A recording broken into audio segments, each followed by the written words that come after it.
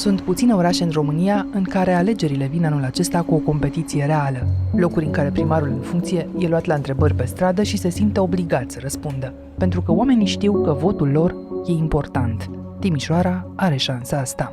Dincolo de calcule politice și de sondaje, Timișoara face din nou un pas înaintea altor mari orașe. Testează în premieră dacă un om politic născut și educat în afara României poate să ajungă primar. Dominic Fritz, un candidat la primărie. Pe domnul Dan Barna, poate ați auzit și de el. Dominic, știți, este un om cu experiență. Mulțumim mult! Fenomenul electoral Dominic Fritz se întâlnește aici cu un conservatorism al alegătorului român mulțumit de Nicolae Robu, primarul pe care îl știe. Sărbăna! Bună ziua! Bună ziua! Aveți o curiozitate față de domnul primar? Vreți să-l întrebați ceva? Nu sunt de aici, Dar îl recunoașteți, nu? din Gorj sunt. Din Gorj? Da, cum să nu vă recunosc? Sunteți împotriva gorjenilor. Eu? Da, cum să ați fiu spus că sunt prea împotriva mulți. prieteni? După Iași, mergem azi la Timișoara, să înțelegem cum reușește un oraș să-și țină politicienii cu respirația tăiată, dar și ce îi lipsește. Și peste toate, dacă e o întâmplare că de aici s-a zgâlțit în România comunismul. Pentru că Timișoara de azi e greu de descifrat fără o incursiune în trecutul ei recent, dominat de muzica rock și de furia împotriva sistemului. Sunt Anca Simina și ascultați On The Record, un podcast recorder în care realitatea electorală a marilor orașe primește o explicație.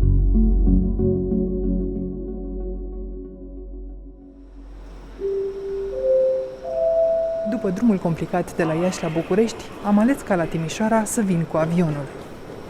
Și până aici aș fi făcut tot vreo 7 ore, pentru că marile orașe continuă să nu fie legate prin autostrăzi în România.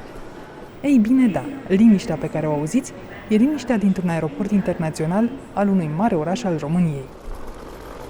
Știam că Uber-ul e ieftin la Timișoara, dar prețul de la aeroport până în centrul orașului e de aproape 50 de lei. Bună dimineața! Mulțumesc că m-ați sunat, nu m-aș fi descurcat așa să vă stați găsesc. liniștită că asta facem. Aveți un radio local să-l ascultăm? Asta merge acum, Radio Timișoara. Dacă nu știați, țara noastră are o economie mai complexă decât Și acum în campanie electorală se vorbește și despre candidați? Se iau interviuri, sunt așa, eu știu, 5 minute, spun, dar eu atunci am mut, la mai bine ascult reclame decât... De ce? Păi, pentru că pentru mine toți sunt o apă și un pământ. Nu vă place de primarul Robu? Nu-mi place de niciunul, pentru că toți sunt niște bandiți. Nu mergeți la vot aici la Timișoara? Mă duc să-mi anulez votul. Aha. Asta fac din 92.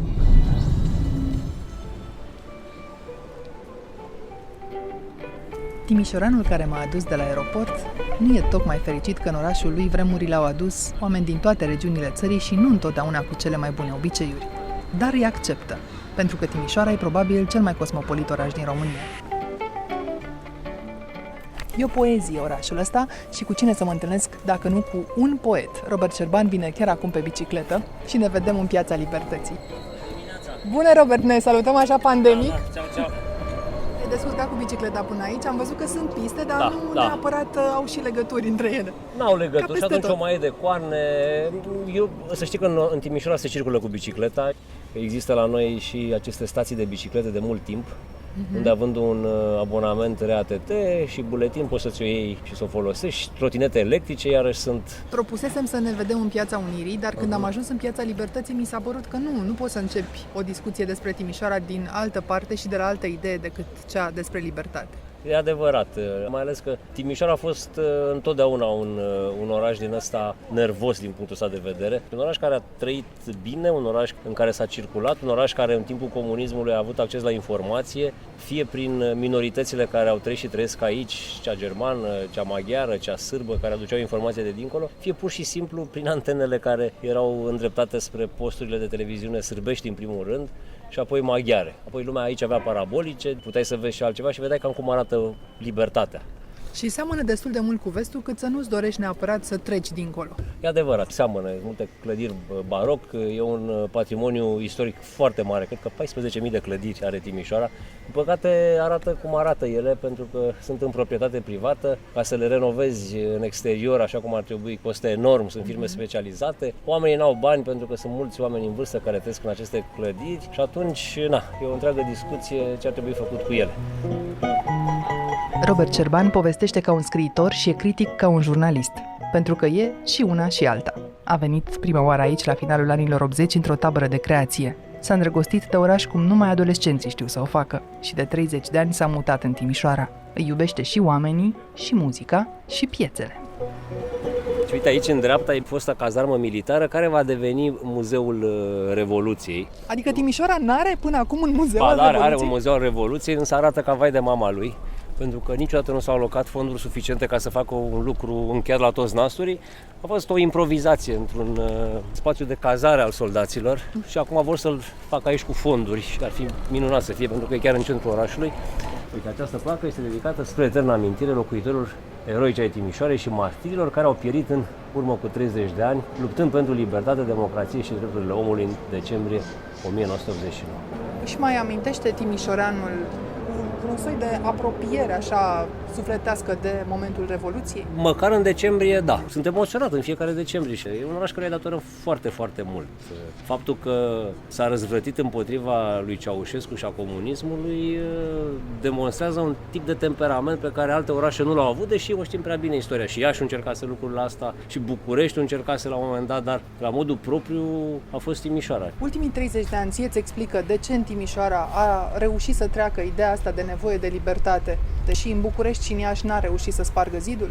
Cred că e vorba de un tip de contagiune. Vezi în fiecare zi la televizor, te întâlnești cu lucrurile care vin de dincolo, vezi cum se poate trăi bine, se știa, deja Europa întreagă fierbea și aici fiind cel mai mare oraș vestic, așa, pur și simplu aici a explodat. Aici mai găseai o bucățică de carne, aici nu se lua curentul. Eu vin din Turnul Severin, unde în ultimii 4-5 ani ai lui Ceaușescu, începând cu 85, se lua curentul iarna câte 6 ore pe zi. Și din când în când mai veneau oamenii la Timișoara să mai facă o coadă la Comtim, o coadă de o zi întreagă și să-și ia de mâncare. Ori înseamnă că n-a fost doar asta, nu doar faptul că nu mai aveai hârtie igienică, nu mai aveai nimic de fapt, nu mai aveai nici măcar conserve, nu mai aveai nici măcar conserve de pește. A fost și un tip de conștiință civică care a împins lumea spre revolte.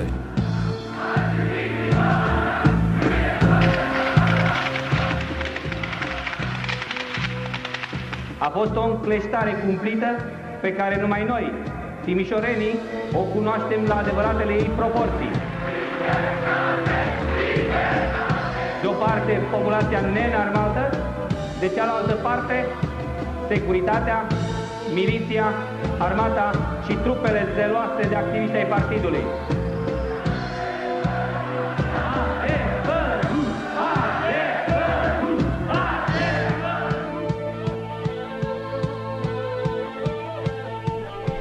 Timișoara nu e ușor de înțeles de la prima vedere, așa că merg mai departe să-l întâlnesc și pe Mircea Mihăieș, scriitorul care a făcut o vreme naveta la București cât era vicepreședinte al Institutului Cultural Român, trăiește aici de aproape 40 de ani și îl aștept la redacția revistei Orizont, pe care o conduce din 1990. Bună ziua, și dumneavoastră tot cu bicicleta? E mult mai comod, pentru că e un oraș înspăimântător de aglomerat și de ilogic. S-a tras atunci, în 89, s-a și murit nedrept la Timișoara. Da. S-a și cântat însă. Da, aici e acea muzicalitate. E parte din istoria și din metabolismul locului. Într-o carte pe care am făcut-o cu Ilie Stepan, el chiar menționează un episod în care a venit direct în balconul operei și a cântat. Așa improvizând, un Deșteaptă-te române și câteva piese din asta. Da, s-a cântat. Și imnul Timișoara care a fost compus atunci. La Timișoara au coborât în stradă frica, deznădejdea și speranța. Speranța cea din urmă, libertatea. Sigur, acea Timișoară de care vorbim, să zicem, din anii 70, era una muzicală pe viu, mai ales prin Phoenix, care erau idolii noștri. Da, asta a fost Timișoara, dar n-a fost singurul fenomen, pentru că la fel de puternice și originale au fost, de pildă, Progresiv TV, apoi aproape simultan Pro-Musica lui Ilie Stepan. Dar cum s-a construit acest curent refractar aici, care să pătrundă până în cartiere? Pentru că Revoluția n-au făcut-o câțiva Pot să vă spun, sau... în primul rând, că eram noi o generație care stăteam cu ochii, ca să zic așa, unul pe altul. Apoi a existat sigur, cazul ăsta al special al Timișoarei, care oricât de închisă era România, totuși era mai deschis pentru că se făcea micul trafic cu Iugoslavia din epocă, micul trafic cu Ungaria, adică veneau oamenii cu diverse produse care puteau să fie de la gumă de mestecat, la LP-uri de ultim moment, până la haine, mâncare și așa mai departe. Deci asta a contribuit, pentru că noi aveam mereu și un alt model. Și când ai un alt model, începi să-ți spui, dar la noi de ce nu e posibil așa ceva? De ce la Belgrad poate să fie un festival internațional al filmului? De ce la televiziunea din Belgrad poți să dea concerte rock de la Londra, Deep Purple, Led Zeppelin și toți cei care erau granzii acelui moment, și la noi nu se poate? Adică de ce? Și nu mai concertau aici? Da, ei au concertat, ei știu încă din copilărie, ei până au putut să concerteze, pentru că ei au fost interziși în mai multe rânduri. Erau, ca să zic așa, și obraznici. Făceau tot ce se poate ca să irite oficialitatea.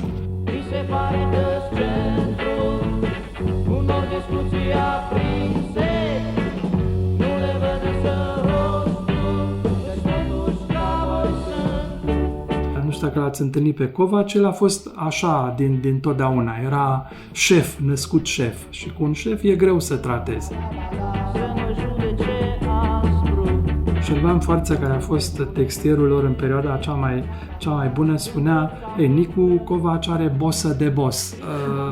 Da, cântau, evident, erau parte din identitatea culturală a Timișoarei. Adică ei erau niște eroi aici, cum era în America Michael Jackson sau... În povestea dumneavoastră acum nu mi se mai pare surprinzător totuși că Revoluția a început la Timișoara. Dacă într-adevăr energia asta ajungea și... Cred că aveți dreptate, pentru că de ce a început aici și cred eu de ce e bine că a început aici. Pentru că a fost o revoluție pe valori. N-a fost una pe carnea din măcelării. Pentru că aici de bine de rău exista. Și pentru că lumea era cumva mai informată despre ce se întâmplă. Noi am avut o populație germană consistentă. Începând cu anii 60, ei au început să plece. Avem un model în Herta Müller și o drama a vieții ei și ei veneau, povesteau, trimiteau mesaje, trimiteau informații, țineau legătura cu vechii prieteni, cu familiile, și asta a creat întotdeauna aici un fel de altă percepție a lumii. Toți spuneau: voi în Timișoara nu sunteți patrioți. Da, pentru că era mult mai puțină lozincărie.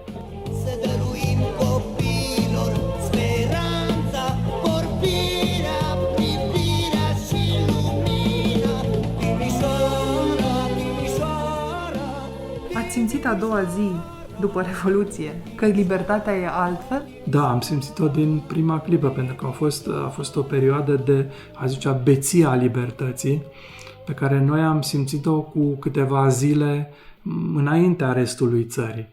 Zile care atunci ni s-au părut că nu se mai termină, și în sensul bun și în sensul rău al cuvântului, pentru că nu mai dormeam, eram mereu pe străzi, încercam să ne organizăm, fără să avem sentimentul pericolului în care probabil că eram. Dar scăpasem de frică. Există miracole. Nimic din biografia noastră nu ne arăta că noi vom fi altceva decât niște oameni care trăiesc într-o țară amărâtă, condusă de cei mai tâmpiți dintre români, de comuniști. Nimic. Nu e niciun semn. Și totuși acest lucru s-a produs.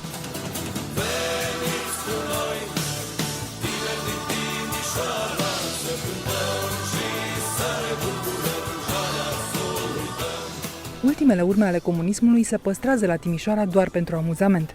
Există un muzeu al consumatorului comunist. Un bar, de fapt, în care poți admira cam tot ce ai fi putut cumpăra din magazine înainte de 89. Bună seara! Aici e Muzeul Consumatorului Comunist? Da. Pot să mă uit, da? Da. Aici pe terasă să Vidu Mihăiță și Cristina Cismaș, care sunt actorii din Aoleu. Da? Și cei care au barul Locul Scârț. Și muzeul făcut de... Hai să-l vezi prima dată. Hai! Am strâns 5 ani pentru muzeu, dar multe sunt și donație, știi? Uite, de exemplu, chitara aia verde a venit acum vreo lună, a adus-o o doamnă, a murit soțul ei, a cântat la roșu și negru și trebuie să fie aici, știi? Tu ești născut în Timișoara? Da, născut în 80. Care e muzica orașului ăstuia? Păi rock-ul. Mai e? E poveste foarte lungă pe să asta. stăm jos. Eu cânt în prima trupă de punk din țară. Și din oraș implicit. Și din oraș, da, bine, eu cânt de câțiva ani. Haos, se cheamă, am scos un disc, o să-ți arăt. Aici noi am locuit înainte să facem muzeu. Am vrut apartament de bloc inițial. Care se semene mult cu ce aveam noi în casă. Da. Telefoanele ascultate. Da. Și aici, Bucătăria. da, pe mine știi ce m-a speriat ăsta? Ketchup. Da, Eu n-am știut asta cum voiam am să te ketchup. întreb. Aveam noi ketchup Uite românesc? că am avut. Și astea ce sunt? Niște pușculițe? Astea sunt pușculițe safe, da, cu cifru. Dar chiar așa, sunt și nostalgici care vă vin la muzeu sau oameni care se amuză de chestia asta? Și. S-a plâns mult aici în muzeul ăsta. Și plâng foarte mult și străinii, cel mai mult asiatici, coreenii plâng de rup, gagicile. Dacă ți arăt, uite, caietul ăsta, am așa un teanc de caiete în care oamenii scriu, știi? Ai să vezi toată planeta e aici. Trăiască Republica! Da. François, uite, Belgia, David și nu știu cine. Pe tine te mai miră că a devenit atât de cunoscut locul ăsta? Nu, prima seară a fost rupere, am avut 700 și ceva de vizitatori. A fost nebunie aici. Dar credeam că o să fie gol, dar nu-i gol. Pe terasă, Ovidiu Mihăiță și ai lui au făcut scârți, un loc lejer în care se aude muzica pe care o colecționează. Numai bun de stat la povești despre rockul și rocotecile Timișoarei din anii copilăriei noastre, cu atâtea interdicții. Eu am prins rocoteca de la, acum se cheamă Casa de Cultură, unde s-a ținut și mulți ani de zile festivalul Underground, festival de punk, motherfucker. Am mai fost rocotecă, la asta zic după 90, la Subway, care era rocotecă, și a mai fost un club foarte mișto, foarte aproape de noi aici, Rock Only Club, Rockline 69 se numea el, dar au fost așa un soi de rocoteci, dar nu erau cu numele rocotecă, nu-ți permitea nimeni. A avut Casa Studenților un club, dar era de rock și de jazz. De acolo se făceau în anii 80 concerte. Da, cum mai face acum. Iată reuniunile de împreună în 18 mai 1989 cu ocazia lansării discului LP Rockul Baroc. Un pic mai ilegale, un pic mai trecute cu vederea, mai cu ușa închisă se făceau. Adică se permitea concertul rock aici? Da, era mai relaxată treaba oricum decât în restul țării. Da, și acum când mai vine Nicu Covaci, care stă în Spania, prin oraș, nu vezi odată la nu știu cât timp prin centru, e o legendă omul, vrând nevrând, e o legendă, știi? Îl oprește lumea pe asta. Da, sigur. Ți se părea fireț să vezi un pletos prin centrul Timișoarei înainte de 89? Timișoara a fost mai relaxată din punctul ăsta de vedere și deschiderea față a noastră, geografică față de vest. Naturalizai atunci că e mai multă relaxare? Cum să nu? Tatăl meu a lucrat în Germania 86 până în 90 și am fost în Germania de 2 sau de 3 ori, în 87-88. În Germania am văzut în Berlin pentru prima dată punkeri și nu vedeai aici. Punkeri cu creasă ăla, cum îl vezi la Pistols, știi? Și era șoc, cyborg, știi?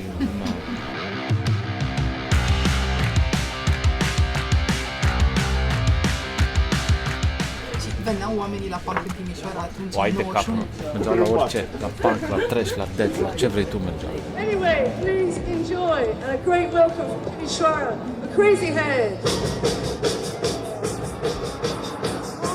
Te simți norocos că te-ai născut aici? Nu. De ce? Când mă gândesc că unii s-au născut în Olanda, nu așa. cum dracu să nu e? Păi uite, planeta asta e mare, e rotundă, puteai alege Barza orice alt loc, mă. Când mă uit la toți primarii și la afișe electorale și la ce vrei tu.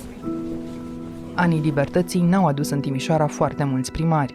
Socialiștii au înțeles repede că aici n-au nicio șansă la alegeri, așa că nici n-au dat vreodată rivali serioși Convenției Democrate, țărăniștilor și apoi liberalilor. Democrația locală a plecat la drum cu un ofițer, pe care timișorenii și-l aminteau bine din dimineața de 22 decembrie 1989.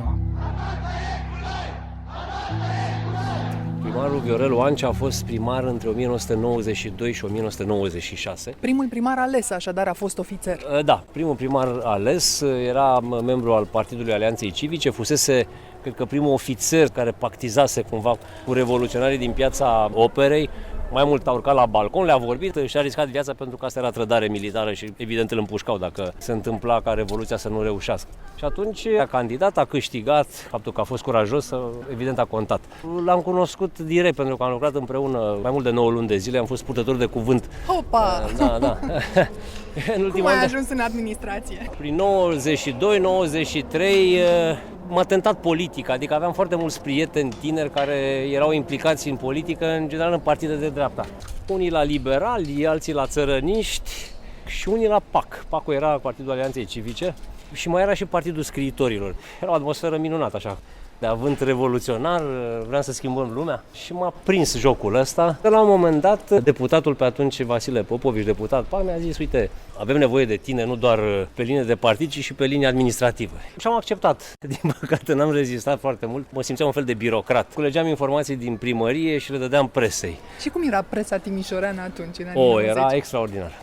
Era o presă absolut extraordinară, ca dovadă că următorul meu job a fost în presă. Eu am plecat din postura de purtător de cuvânt al primăriei, m-am dus ca ziarist de teren. Păi imaginează că mergeam spre redacție dimineața alergând și nu alergam că întârziam, ci pentru că pur și simplu îmi plăcea să mă duc acolo să-mi încep jobul. Uite, testul vremurilor vechi în presă. Suntem în fața unui panou electoral din Timișoara, stimate domnule Robert. Și trece un tramvai donat de nemți, acum vreo 20 de ani.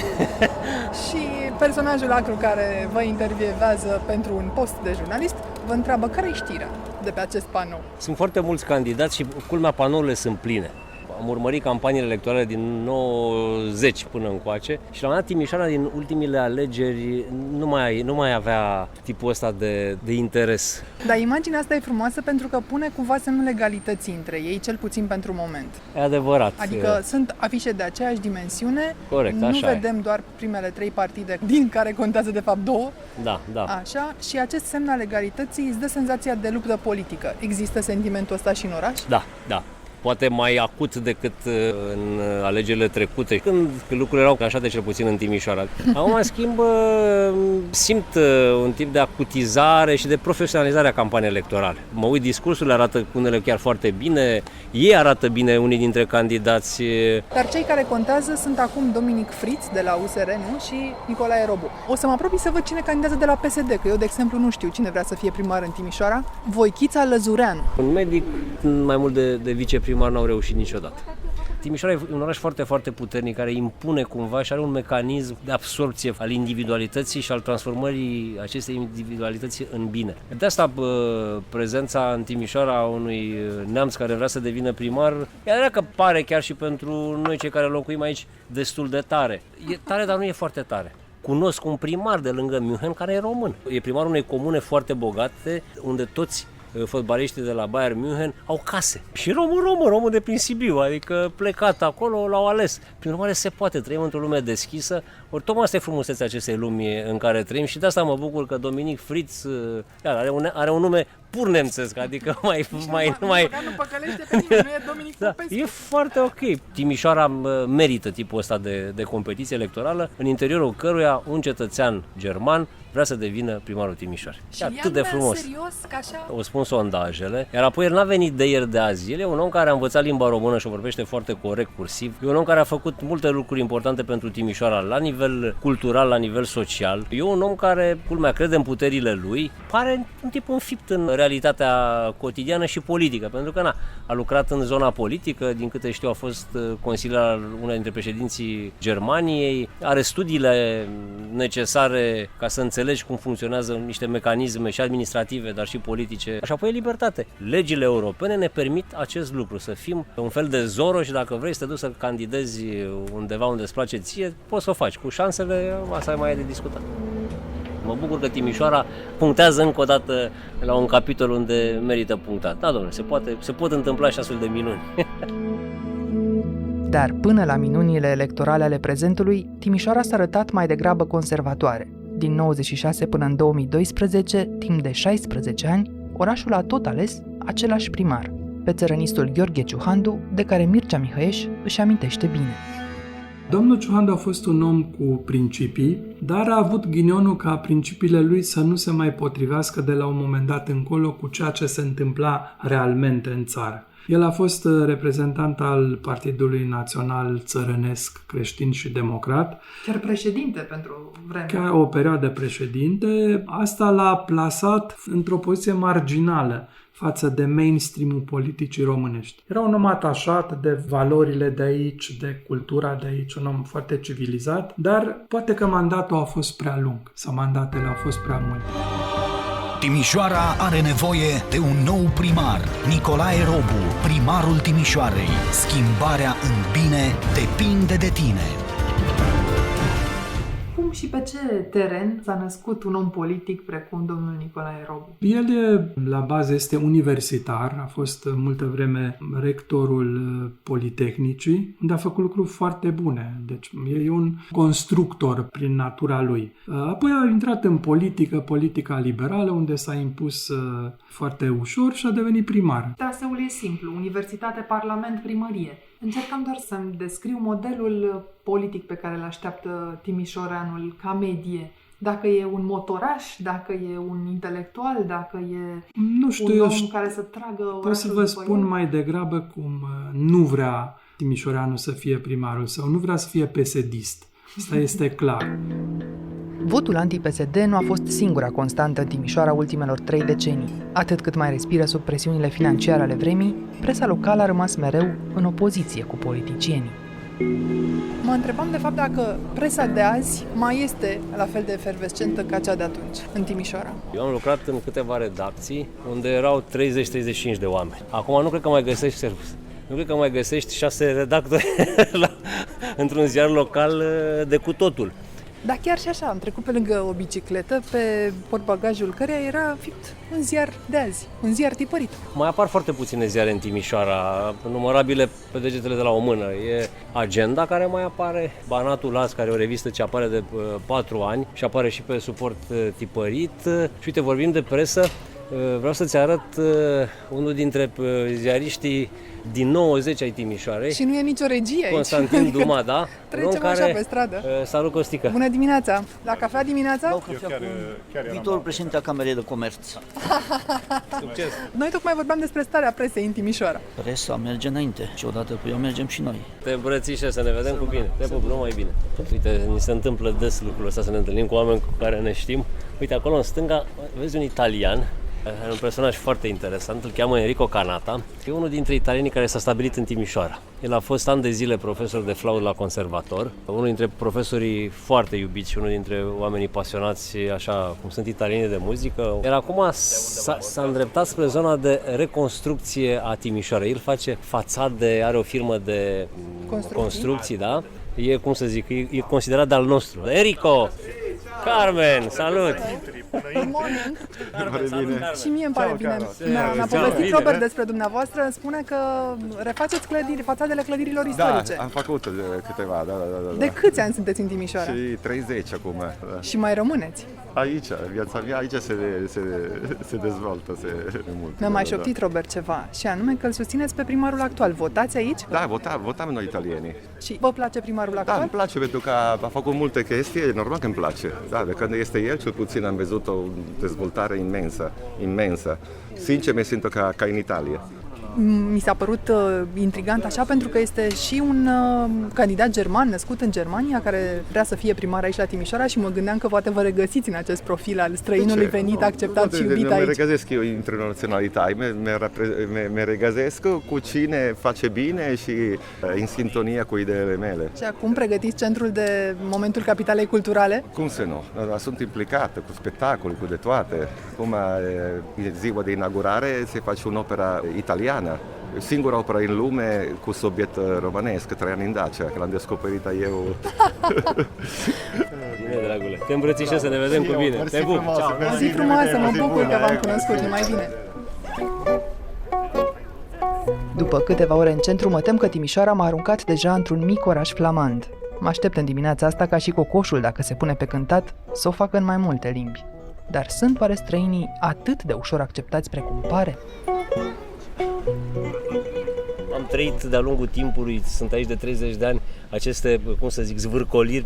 La început erau destul de angoasante pentru că exista un tip de reținere împotriva viniturilor, așa se spune aici, celor care vin din afară. Eu, cum să zic, m-am adaptat pentru că, până la urmă, orașul te acceptă rapid dacă ai câteva puncte tari. În primul rând, trebuie să fii serios, să fii neamț, cum se spune. Pe mine mă cheamă și Robert.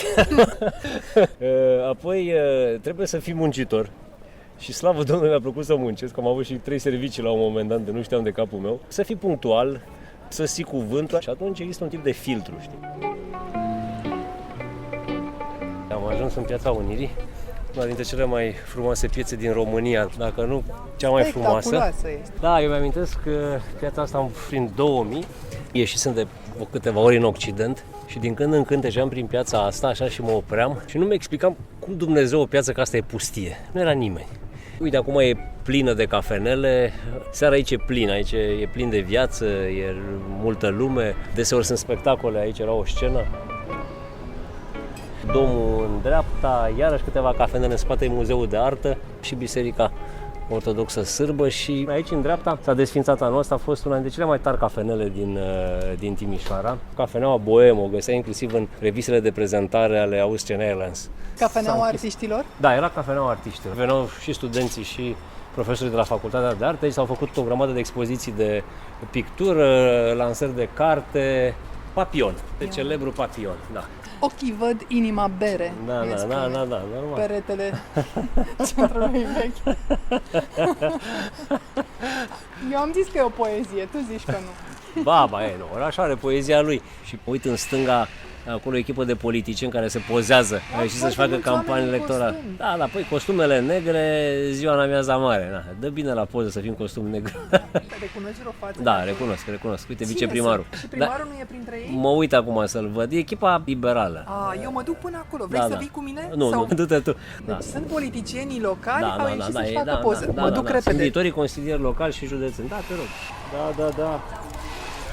E ok, sunteți perfect echilibrați. Lorenzo, un pic mai super. Și înțeleg că dumneavoastră sunteți echipa locală a PNL-ului la aceste alegeri, așa e? Da. Echipa de perspectivă. Și domnul primar e și el printre dumneavoastră? Nu, domnul viceprimar. Cum de o lipsește domnul primar din această echipă? Este pe drum. Da.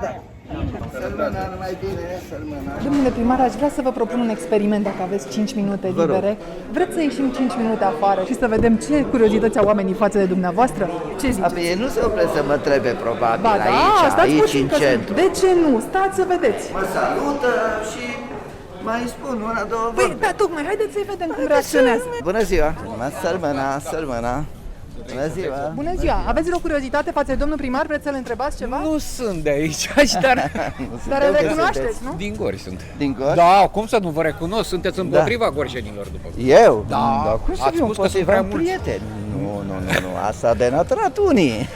Numai câte să-și facă buletin de Timișoara să plătească și toate taxele. Să știți Bună ziua. Asta... Nu că sunt împotriva lor, pe da. Cine v-a băgat în cap asta că aș fi eu împotrivă? Declarația Doamne ferește, dar căutați-o și mai citiți-o. Nu ce spune presa că am spus.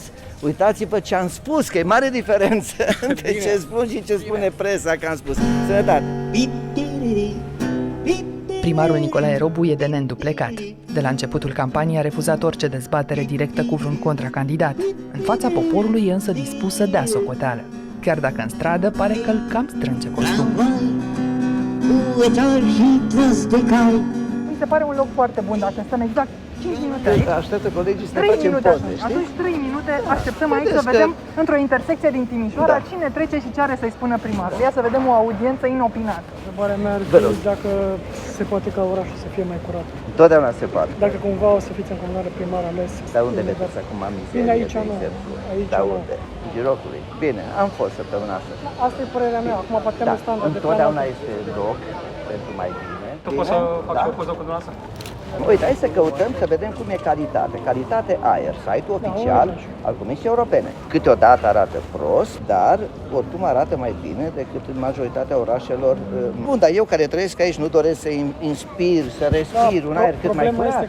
Soare dreptate este legitimă. Dar pe mine mă deranjează noțele limită de mașini. Da, uitați-vă, la o stație, la 3 din cele 4 stații arată foarte bine. Acest verde înseamnă foarte bun. La 3, dar la celelalte? A patra nu-i funcțională, din păcate. De ce nu purtai mască? Pentru că în aer liber nu este obligatorie purtarea măștii. Câteva zile în urmă susțineați că toată lumea să se poate inclusiv Nu știu cine v-a spus asta, eu n-am susținut asta niciodată, dimpotrivă. Și ce model dați asta la restul cetățenilor? Un model foarte bun atunci când sunt în spații închise sau în zone foarte aglomerate să-și pună mască, o am la mine tot timpul, atunci când nu e cazul să nu-și pună mască, ci să trăiască normal. Acesta e modelul dat. Deci cu mâna pe inimă vă spun. Haideți că eu mai am și altă treabă. Mai bine. Știți care sunt campionii ratărilor de penalti la fotbal în secolul Nu mă pricep, dar mă bucur că mă întâlnesc cu cineva care se pricepe.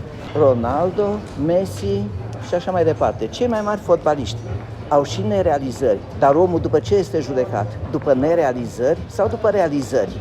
Păi o să vedem pe 27. Vom vedea în 28, vă aștept să sărbătorim împreună. Am motive să fiu foarte mulțumit. Anii trecut în zbor și lumea ne-a uitat. Politica de la Timișoara e complicată. În ciuda pandemiei, oamenii sunt destul de prinși în subiect. Nu m-a surprins de dimineață să-i aud la masa vecină dintr-o cafenea centrală vorbind despre cine și cât de bine stă în sondaje. Așa că e timpul să înțeleg mai bine cine sunt candidații, ce șanse au ei și dacă Timișoara poate produce anul acesta o surpriză. Merg să mă întâlnesc cu profesorul Vasile Popovici, unul dintre cei care au înființat Societatea Timișoara, cu celebra proclamație de la Timișoara și cu și mai celebrul punct 8. În 1990 a intrat pentru scurtă vreme în politică, fiind la un moment dat chiar deputat în primul parlament ales din partea Alianței Civice. A lăsat apoi politica pentru diplomație, dar a urmărit-o constant și continuă să o urmărească cu spirit critic. Domnul Robu, de fapt, e votat de PSD-ști. A fost la PSD vreodată, formal? Nu, a fost la USL. A fost un uselist entuziast.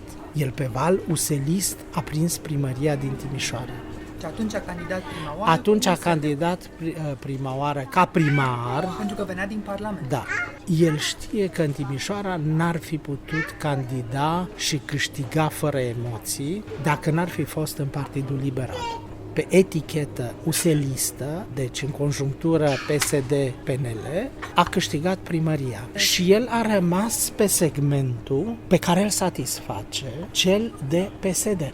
Deci, el va fi votat de un electorat îmbătrânit pe care îl mulțumește prin faptul că dă bilete de transport gratuite, dar mizează pe faptul că, uite, eu dau și dacă îl votați pe celălalt, s-ar putea să nu se știe.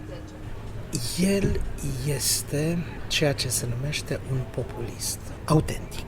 Unul care e colorat, ca orice populist, foarte colorat. Crede că are o legătură directă cu poporul. Nu are nevoie de presă.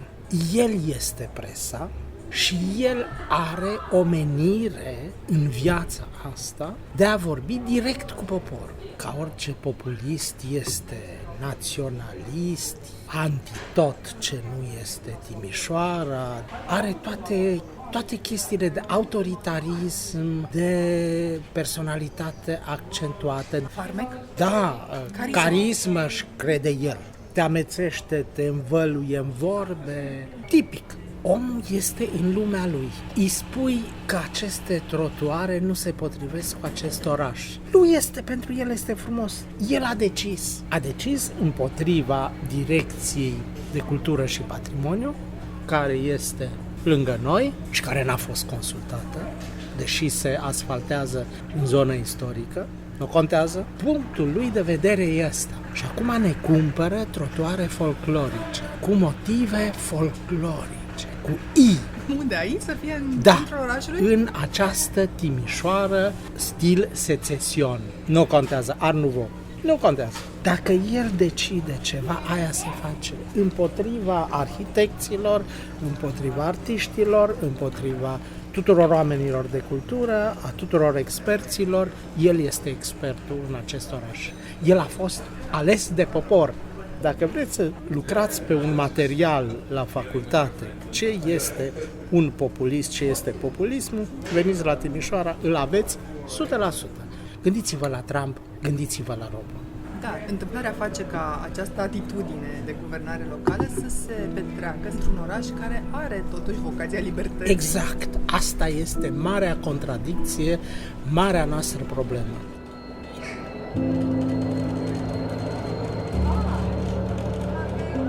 Dar știți cum stau sondajele astăzi? Sau măcar pe scara Da. blocului? Știm cum arată sondajele? El e cot la cot cu Dominic în acest moment, cu Dominic Fritz. Toată lumea îi spune Dominic sau Neamțu. Și neamțul are un sens peiorativ aici? Are un sens peiorativ pozitiv, nu știu cum să vă spun. Este felul nostru de a ne detașa și de a ni-l apropia totodată. Noi știm ce reprezintă cultura germană și există o simpatie, un respect pentru cultura germană. Prin urmare, Timișoara ar fi capabilă să accepte un neamț care a învățat românește mai bine ca un român. Și care înțeleg că îi dă lecții și doamnei Grapini. Și care îi dă lecții și doamnei Grapini, dar și domnului Robu îi dă lecții. Dar știți cine este? Sau acum răspoiți CV-uri?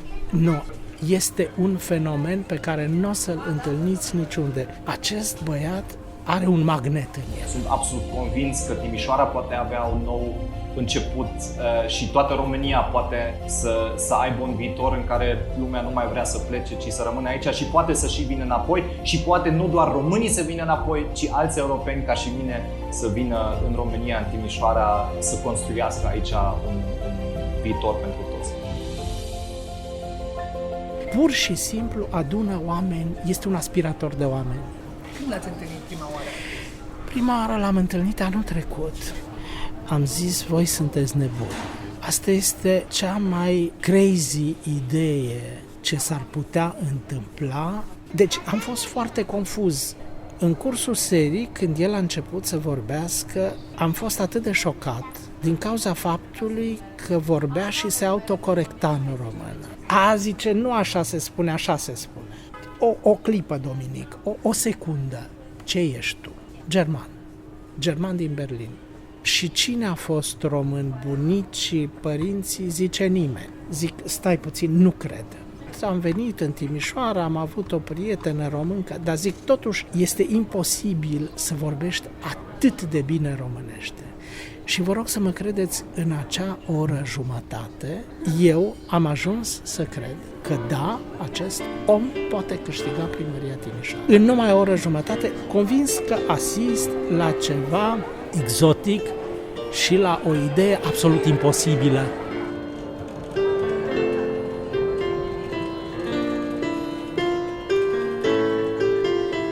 Cântă, dirigează, dar el este pregătit prin formația lui, prin școala lui, prin școlile lui, pentru administrație publică. Avem în față un candidat format în școli germane, franțuzești de elită. Sciences Po este o facultate de elită în Franța, din rândul marilor școli superioare facultăților de stat. Și în Marea Britanie este o mare șansă pe care o avem. Simțiți că anul acesta a crescut tensiunea suficient de mult cât să fie altă prezență la vot decât cea obișnuită în ultimii ani? Anul ăsta este foarte special din cauza pandemiei.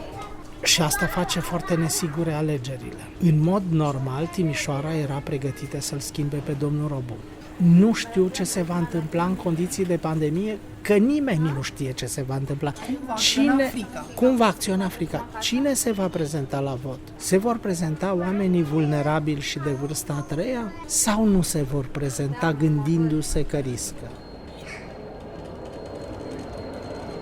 Sunt undeva în cartierul Bucovina, nici în centru, nici la periferie, și niște voluntari tineri tocmai m-au oprit să-mi spună că Dominic Fritz va veni aici într-o oră. E candidatul la primărie, Dominic Fritz, dacă l-ați mai văzut pe afiș. L-am văzut, am fost și la biserică. Perfect. Și dacă vreți, noi suntem așa, vecini, prieteni, salut. Bună! Dominic, îmi pare bine. Cât m-am plimbat prin oraș, mi-au tot spus oamenii despre tine, recunosc că am așteptat să te cunosc. Ce crezi că mi-au spus oamenii despre tine? Cred că majoritatea ți-au zis că vor o schimbare, că se bucură de acest tânăr. Unii poate au zis, da, să facă ca în Germania, salut. Alții au zis că nu știu de unde am apărut. dar m-au văzut pe afiș. Eu m-am întrebat, de exemplu, dacă în cazul în care nu o să câștigi primăria, o să rămâi totuși la Timișoara. Păi eu sunt în Timișoara din 2003, am un apartament din 2015 și proiectul de implicare în viața socială, politică, culturală a Timișoarei și a României pentru mine nu a început cu această campanie și nu o să se termine cu această campanie. Poți să-mi spui care e povestea ta cu România? Eu am ajuns pentru prima oară în 2003 în Timișoara pentru un an de voluntariat. Tocmai terminasem liceul în Germania, am vrut să văd o altă lume, am vrut să lucrez cu persoane defavorizate, altundeva decât în Germania și am ajuns în Timișoara, am lucrat la o casă de copii timp de un an ca voluntar. Până atunci nu auzisem absolut nimic de România, sau nu mai mult decât clișeele cunoscute. Și în acest an am învățat limba română, în acest an am descoperit Timișoara și m-am simțit din ce în ce mai mult acasă aici. M-a marcat și faptul că a început Revoluția aici, asta mereu mi-a dat fiori, curajul acelor oameni și determinarea când oamenii spun că nu mai vrem ce e acum. Bună ziua! Deci, dragul meu, eram în Germania când un primar muzician, Ani Mureșan mă cheamă, Îmi pe pare tine bine. știu cine ești, de pe internet. Mă bucur! Și am zis, avem un român primar și am stat și m-am gândit, mă zic, oare cum ar fi, dar pe cuvântul meu, ca și premoniție, știi? Dacă noi în Timișoara am avea un neamț. Asta Da, neamț, nu șfab. Și o trecut o vreme, eram acolo și odată văd că Dominica asta, nu știu ce, am citit despre tine, zic, nu pot să cred. Am zis, Doamne, nu cumva să fie alegeri și eu să nu fiu în Timișoara. Am o vârstă, 63 de ani, dar vreau nou. În viața mea am făcut schimbări radicale și schimbare fac și în gândirea. De tine nu mă îndoiesc, cu sufletul te aleg. 27 este. 27 septembrie. Ok. Mă bucur foarte, foarte Nu, mult. acum vecinii n-are rost să-ți spun că sunt mai bătrâni ca mine și când am zis că hai că să nu pe cei cu experiență. Și salut! Și vreau să văd, să fie ziua mea. E ziua ta? Da, mai mă țineți minte? Da, sigur. Câți ani ai acum? 14. 14? Da. Mulți înainte. Și știi cât de mare e bucuria mea acum? Pentru că eu am început la ora 9 astăzi și n-am primit absolut nimic de mâncare acum. Deci acum o să deschid ce mi-ai dat de ziua ta. Mersi mult. Uite, eu o să-ți dau un afiș cu mine ca cadou. Salut! Ciao! Sunt foarte onorat să pot reprezenta o comunitate atât de diversă ca și voi aici, dar în general cum știm în Timișoara că există. Felul în care administrația locală funcționează determină cât de bine ne simțim acolo unde suntem acasă, acolo unde stăm. Și din păcate avem de a face cu o administrație publică care s-a îndepărtat de noi ca cetățeni, care s-a îndepărtat de nevoile noastre, care funcționează ca un sistem care se hrănește pe sine însuși și care nu mai este... Timișoara a fost un oraș, exact cum zice Dominic, multicultural. Era o curățenie și o ordine. De ce? Pentru că aici locuiau foarte mulți nemți, foarte mulți unguri, sârbi, ne-am înțeles întotdeauna extraordinar de bine și îmi doresc din tot sufletul, nu numai eu, întreaga familie, toți suntem pentru Dominic. De ce asta este așa de important? Pentru că, da, pe de o parte avem nevoie de o administrație publică care funcționează. Avem nevoie... Știi, domnul ăsta care vorbește acolo vrea să fie primar în oraș. Știi ce era un primar? Da, cineva care conduce orașul. Ce impresie îți face? Bună. Cere voturile părinților de aici din oraș. Vreau să votează pe Robi. Cine e Robi? Primarul? Pe Robi, pardon. Dar pe voi vă interesează politica? Da, foarte mult. Măsura cea mai bună pentru cât de mult ne simțim acasă. Dezvoltarea asta în forță, pe care o promovează actualul, sper, viitorul fost primar, e artificială, e forțată în multe locuri, se vede că a fost făcută pe genunchi. Așteptați mult mai mult, înțeleg. Da. Doar dacă eu ca primar îmi fac treabă, doar dacă administrația mea, primăria mea face ce trebuie să facă cu profesionalism, cu cu cap, doar atunci poți să-ți ceri ție ca și cetățean să fii și tu responsabil. Am văzut că acolo se prezintă candidatul Dominic Fritz pentru primărie. Da. Îl știți? Nu știu, nu știu. Dar vă duceți la alegeri? Eu mă duc, dar votez pe Robu, că el a făcut multe în orașul ăsta și tot pe domnul Robu îl votez. Atunci vă rog frumos, mergeți acasă și începeți pe drum deja să vă gândiți la 5 persoane pe care mai vreți să le convingeți. Vă rog frumos, dacă vreți să luați un afiș, puteți să puneți un afiș chiar în geam. Și sunt în Timișoara ferestre de la care zâmbește cu optimism încă naiv Dominic Fritz. Dar, în cel puțin un cartier, altul e idolul acestor alegeri. Primarul Robu stă în soare lui. Îmi povestește Mihai, un timișoran care m-a zărit prin oraș și mi-a scris pe Facebook. M-a întrebat dacă nu cumva aș vrea să-mi arate Timișoara așa cum mi se așează lui în față, în fiecare zi. Sofisticată în piațete, dar lipsită de parcuri de cartier și cu tramvaie second-hand, la care au renunțat acum 2 decenii germanii din Bremen. Hai să mergem cu transportul în comun. Să mergem exact cu primul tramvai sau autobuz care vine. Dacă e nou, e nou, dacă e vechi, e vechi. Da, să vedem pe unde să o luăm cel mai bine, da. Câte-s noi și câte-s vechi, așa ca proporție? Toate-s vechi. Ăsta care trece acum pare nou, da. Nu, e reabilitat. Un eșec total. Cum eu când văd așa un tramvai frumos colorat, nu e nou? Nu. Ce a făcut? A dat $500.000 de euro pe reabilitarea câte unui tramvai. Și au fost, nu știu, vreo 10 tramvai câte sunt reabilitate. Armonia, așa le-au botezat. Deci baza tramvaiului s-a păstrat și doar ce deasupra. Ce deasupra s-a schimbat. Carcasa. Da. Oamenii ăștia care cântă pe stradă sunt agreați de... Sunt agreați de primar, da. Primarul este și un chitarist, cum se spune, wannabe. Cântă la chitară? Da, el cântă și compune.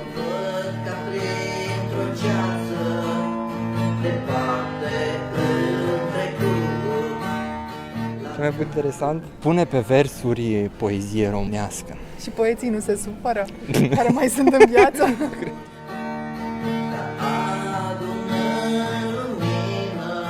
Și cu golurile, ești la curent cu golurile, cu 10 goluri, toată mascarada aia. De exemplu. Pune pe Facebook cum merge la fotbal, cu aghiotanții. Și acolo îl filmează cineva, tot meciul este filmat, în general el este filmat, nu meciul. Și el e atacant, evident, el trebuie să dea golurile. Gata, s-o terminat la cazat și cu capul Gata. În general e un pomanagiu, cum se spune la fotbal, că stă în fața porții și doar o bagă în poartă. Se laudă că a dat 10 goluri. Dar care e problema? Haideți jucați ca să vedeți că nu-i cum spuneți dumneavoastră, că se dă cineva la o parte sau că mă lasă, ca să ajung eu în acele posturi, să dau goluri. Păi eu alerg din greu, la sfârșit, pe mine sunt udelioarcă. Da. Și... Uite, vine tramvaiul, pot să plătesc în... Cu cardul.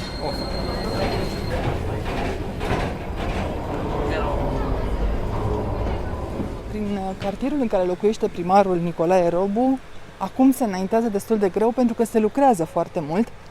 Bulevardul principal se lărgește de la 2 la 4 benzi, iar între blocuri tocmai s-au terminat 10, poate sute de parcări.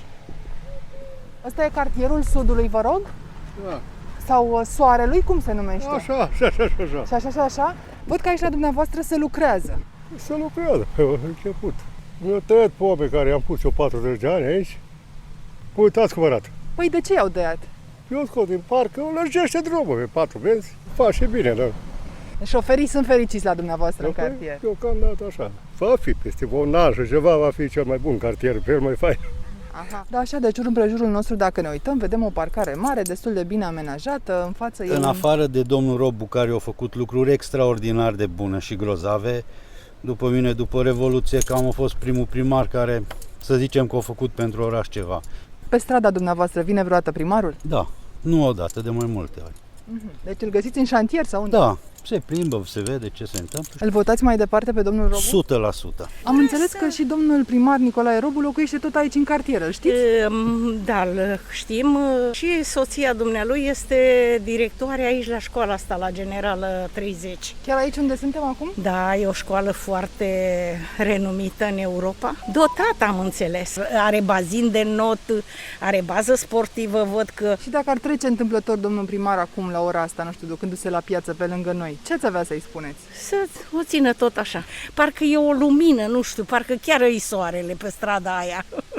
Eu am trăit 19 ani la Londra și numai ce m-am întors acasă. Păi și vă place ce ați găsit după 19 ani în Timișoara? Sincer nu, dar nevasta a vrut să vină acasă. Poate copiii mei poate o să simte ceva mai bine, dar acum, pentru noi care suntem, nu cred.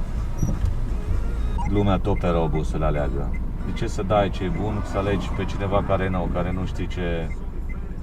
Că România nu e Germania. Degeaba l-alegi pe Fritz, dacă mentalitatea românului e mentalitatea românului, pentru că un om singur nu poate schimba el tot. O zi bună! Mulțumesc foarte mult!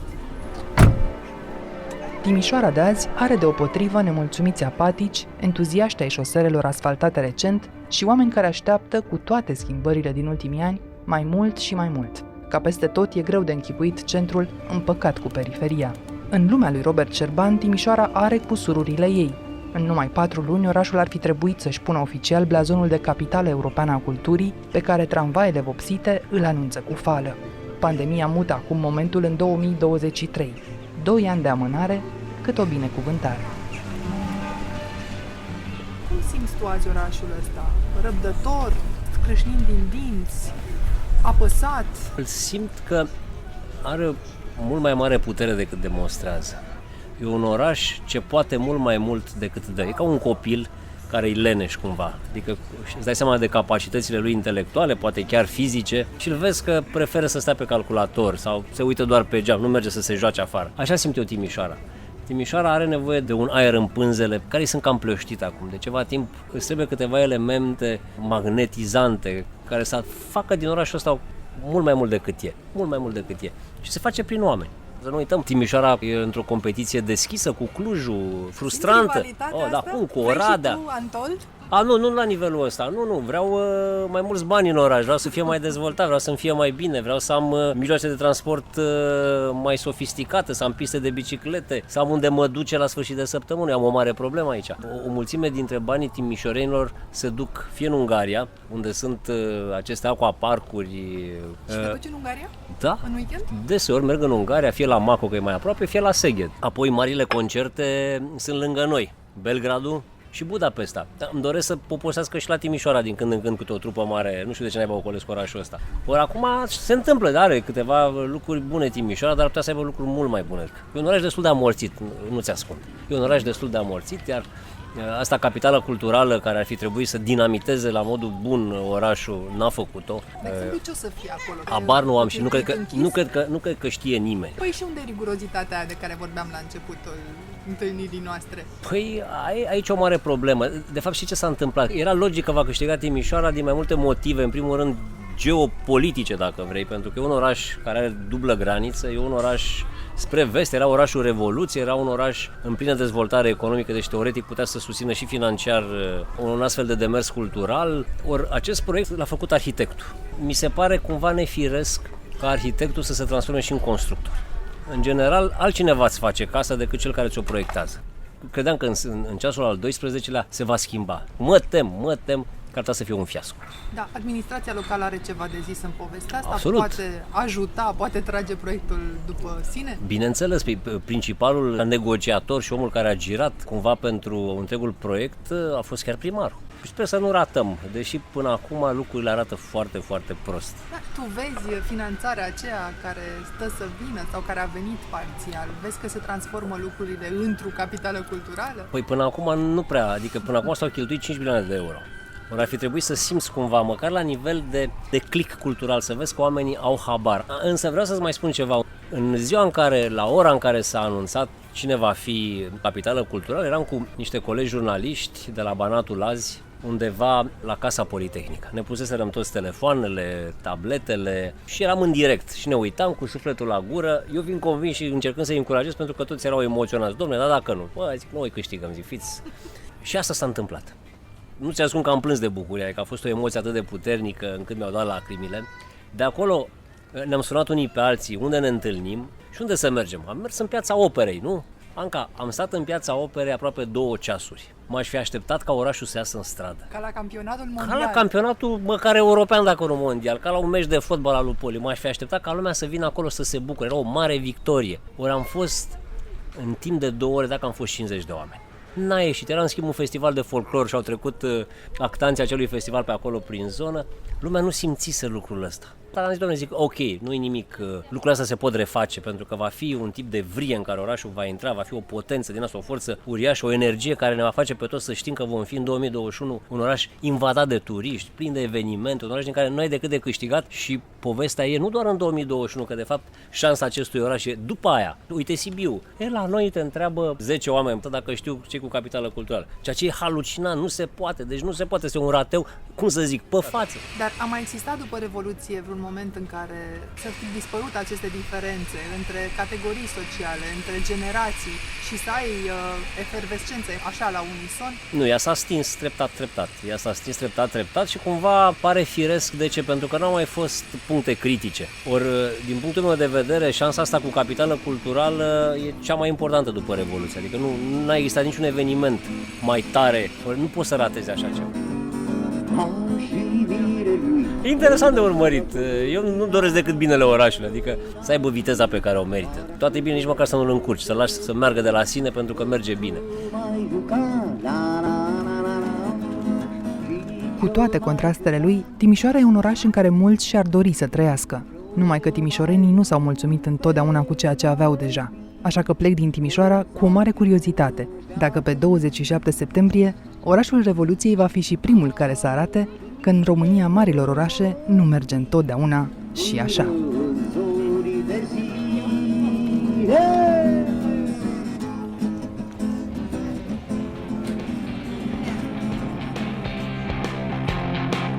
Ați ascultat On The Record, un podcast săptămânal produs de Recorder și susținut de Banca Transilvania. Ne găsiți pe Apple Podcast, pe Spotify sau pe orice aplicație de podcast pe care o folosiți. Din acest sezon suntem și pe YouTube. Ca să nu ratați niciun episod, nu uitați să dați subscribe. Vă recomandăm să ascultați și podcastul BT Talks, disponibil pe bancatransilvania.ro/podcast. On The Record are ca editori pe Cristian Delcea și pe Mihai Voina. Eu sunt Anca Simina, ne reauzim vineri de la Cluj-Napoca.